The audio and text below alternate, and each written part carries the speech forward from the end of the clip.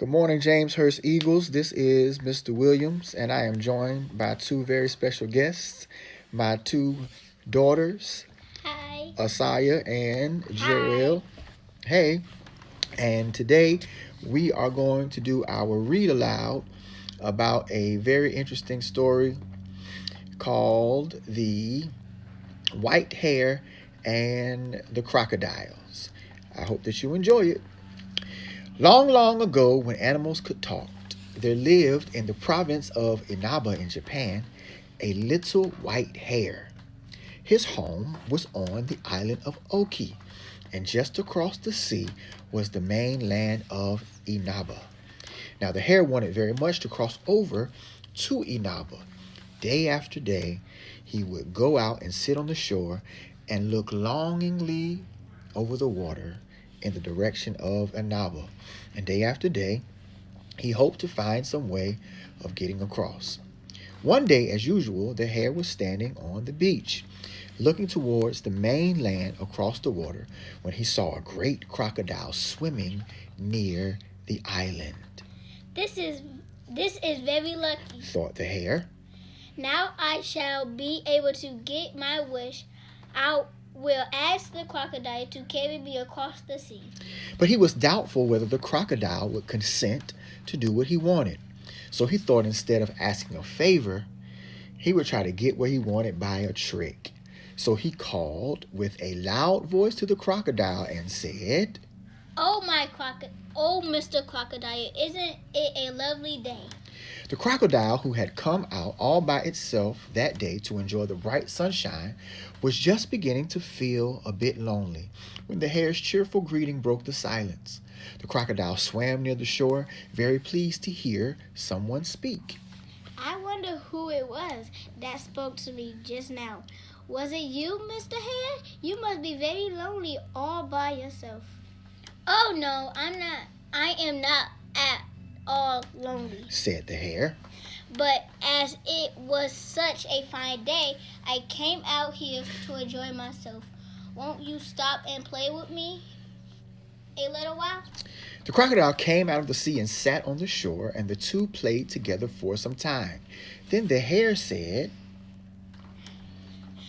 Mr. Crocodile, you live in the sea and I live on this island, and we do not often meet, so I know very little about you. Tell me, do you think the number of your company is greater than mine? Of course, there are more crocodiles than hares, answered the crocodile. Can you not see that for yourself? You live on the small island while I live in the sea, which spreads through all parts of crocodiles who dwell in the sea. You hares will be as nothing compared to us. The crocodile was very conceited. The hare, who meant to play a trick on the crocodile, said, No, you think it possible for you to call up enough crocodiles to form a line from this island across the sea to Inaba. The crocodile thought for a moment and then answered,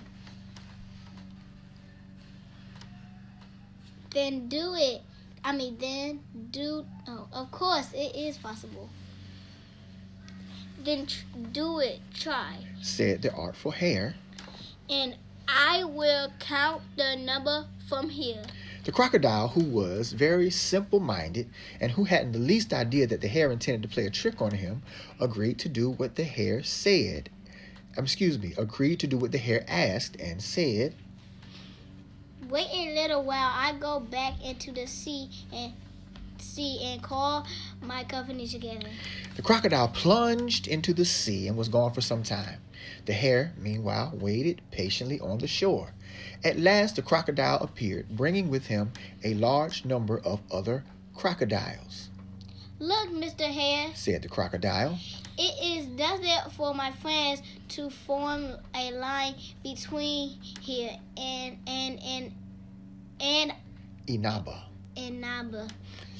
There are enough crocodiles to stretch from here even as far as China or India. Did you ever see so many crocodiles? Then the whole company of crocodiles arranged themselves in the water so as to form a big bridge between the island of Oki and the mainland of Inaba. When the hare saw the bridge of crocodiles, he said,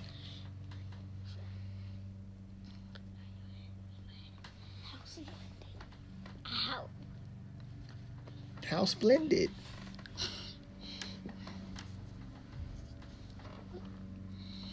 How splendid. I did not believe this was possible. Now, let me count you all to do this. However, with your permission, I must walk over on your backs to the other side. So please be so good as not to move, or else I shall fall into the sea and be drowned.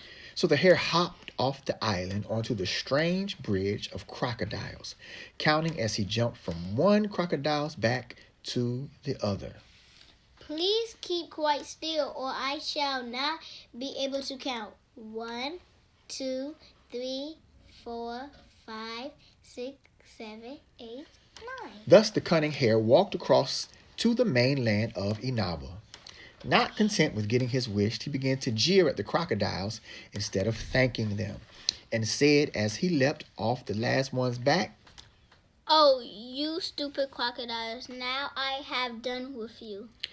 And he was just about to run away as fast as he could, but he did not escape easily.